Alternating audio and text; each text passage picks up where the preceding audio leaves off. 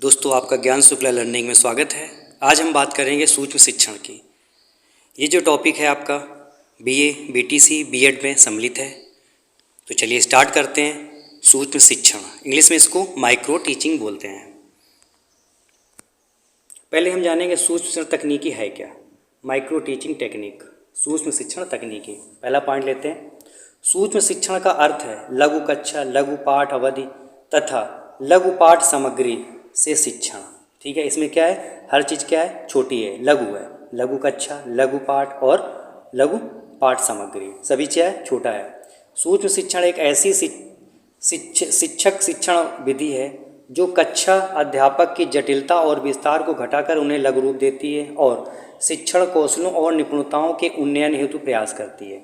इसका प्रयोग शिक्षक प्रशिक्षणार्थियों के व्यवहार में परिवर्तन हेतु भी किया जाता है। देखिए, जो टीचिंग होती है, जैसे टीचर होता है, क्लास में पढ़ाता है, ठीक है, तो उसको क्या बोलते हैं, टीचिंग बोलते हैं। इसी को, इसका छोटा रूप क्या हो गया, माइक्रो टीचिंग। इसमें होता है क्या, जो जैसे बीटीसी के या बीएड के जो प्रशिक्षणार्थी होते हैं, उनको टीचिंग का रियल अनुभव देना होता है। तो उसके लिए क्या करते हैं, हम क्लास को ही एक जो छात्राध्यापक होता है उसको पढ़ाने के लिए खड़ा करते हैं, और जो बाकी छात्र होते हैं 5 से 10, वो उसमें क्या है, उसमें क्लास में एज ए बच्चा बन के या स्टूडेंट बन के बैठते हैं। ठीक है, तो वो जो छात्र पढ़ाता है, तो उससे क्या होता है, उसमें एक पाठ अवधि होती है, इतने मिनट का होगा, इतने सेकंड का होगा, ठीक है, और ये पाठ पढ़ाया जाएगा, इतना ही पढ़ाना है। ठीक है, तो अवधि के बारे में आगे बात करेंगे। तो इसमें क्या होता है, शिक्षण का हर एक क्या लघु रूप होता है। ठीक है, तो आशा करते हैं आपको समझ में आ गया होगा।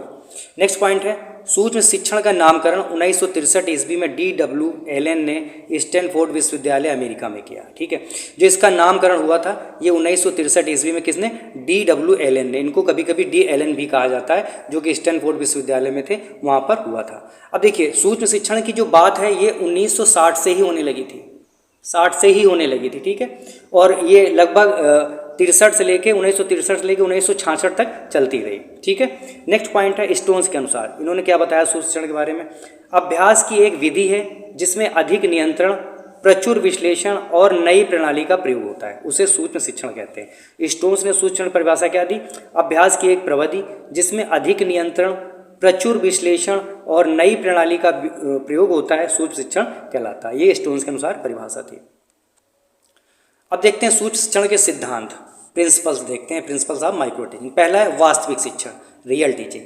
देखिए, जो टीचिंग होती है सूक्ष्म शिक्षण, ये क्या होती है, रियल परिस्थितियों में होती है। जैसे क्लास में जब हम टीचिंग करते हैं या जो प्रशिक्षणार्थी टीचिंग करता है, वो क्या होती है, कंडीशन रियल होती है, इसलिए क्या है, इसमें वास्तविक शिक्षण होता है। नेक्स्ट है जटिलताओं में कमी, लेस कम्प्लेक्सिटी।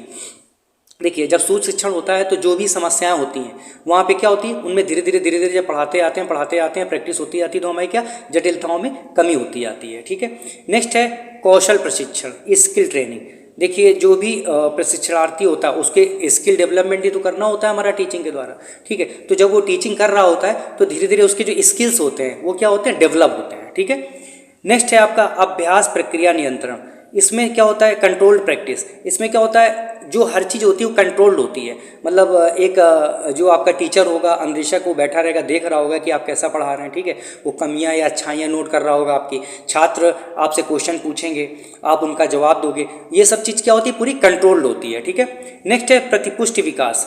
अब जब आप पढ़ा चुके तो जो टीचर आपका नोटिंग कर रहा होता है वो आपके क्या करता है, फीडबैक देता है, या जो बच्चे पढ़ रहे होते हैं वो आपका फीडबैक देते हैं। तो ये क्या थे, हमारे सूक्ष्म शिक्षण के सिद्धांत थे। चलिए अब आगे देखते हैं।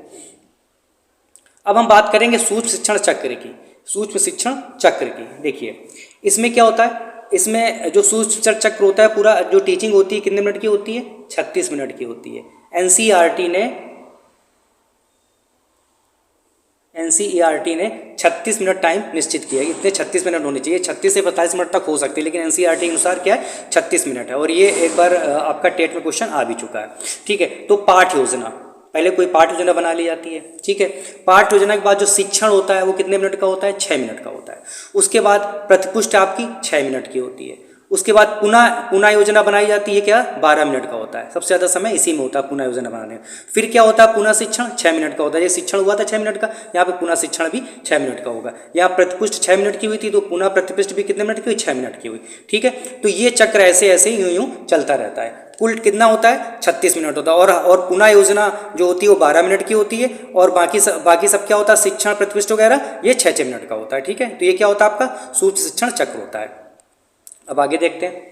अब हम बात करेंगे सूक्ष्म शिक्षण के चरण, कौन कौन से चरण होते हैं। पहला चरण क्या होता है स्किल डिफाइनिंग, इसमें क्या होता है कौशलों को या स्किल्स को डिफाइन किया जाता है। नेक्स्ट है आपका डिमॉन्स्ट्रेशन बाय एक्सपर्ट, जो एक्सपर्ट होते हैं वो क्या डिमॉन्स्ट्रेशन देते हैं आपका कि कैसे क्या होगा। नेक्स्ट है आपका प्रिपेयरिंग माइक्रो लेसन प्लान, जो माइक्रो टीचिंग आपको करनी है, ठीक है, उसके क्या है आपको माइक्रो लेसन प्लान तैयार करने होते हैं।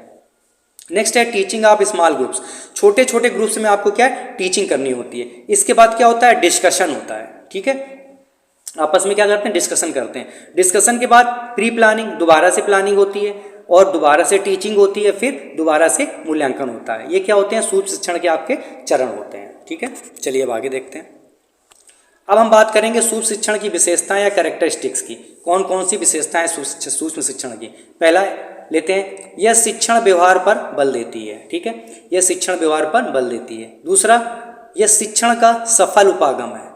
तीसरा पॉइंट है आपका कक्षा शिक्षण की जटिलताओं को कम करने में सहायक है। ये आपको हम पहले बता चुके हैं, जो क्या करता है कक्षा शिक्षण की जटिलताओं को कम करता है, कौन माइक्रो टीचिंग। नेक्स्ट है आपका सूक्ष्म शिक्षण से व्यवहारिक परिपक्वता विकसित होती है। जैसे आपको टीचिंग करना है जाके भविष्य में, ठीक है, तो उसके लिए क्या आप माइक्रो टीचिंग कर लेते हैं तो उससे जो व्यवसायिक परिपक्वता होती है, मतलब जो भी व्यवसाय है आपका टीचिंग जैसे व्यवसाय है उसमें क्या आपकी परिपक्वता आती है, मेच्योरिटी आती है। ठीक है, नेक्स्ट है सूक्ष्म शिक्षण से छात्राध्यापकों को शिक्षण प्रक्रिया पूर्ण रूप से स्पष्ट हो जाती है और वह अपने शिक्षण कार्य को भलीभांति समझ लेते हैं। सूक्ष्म शिक्षण से क्या होता है जो छात्राध्यापक है जिसको टीचिंग करने जाके वो अपने कार्य को भलीभांति समझ लेता है, और उससे क्या होता है उसको अंदर क्या हो जाती है मेच्योरिटी आ जाती है, उसका आत्मबल मजबूत हो जाता है जब वो टीचिंग करने जाता है।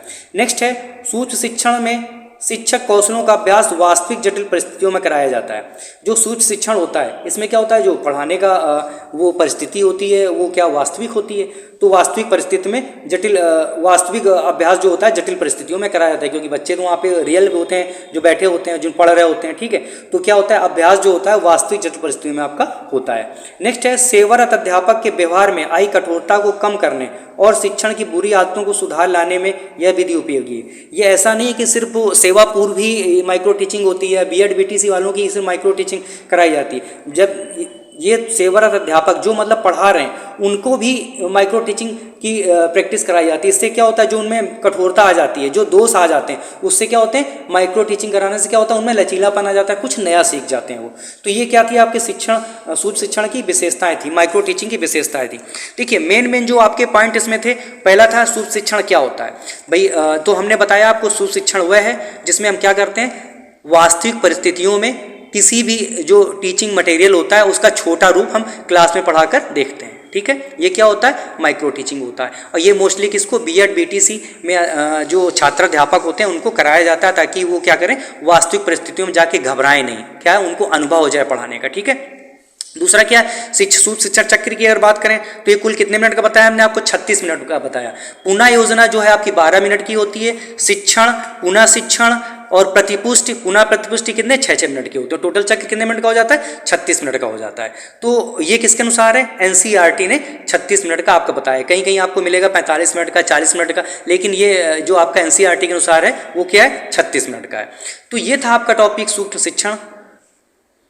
ये आपके परीक्षाओं में आपके लिए हितकारी साबित होगा। धन्यवाद।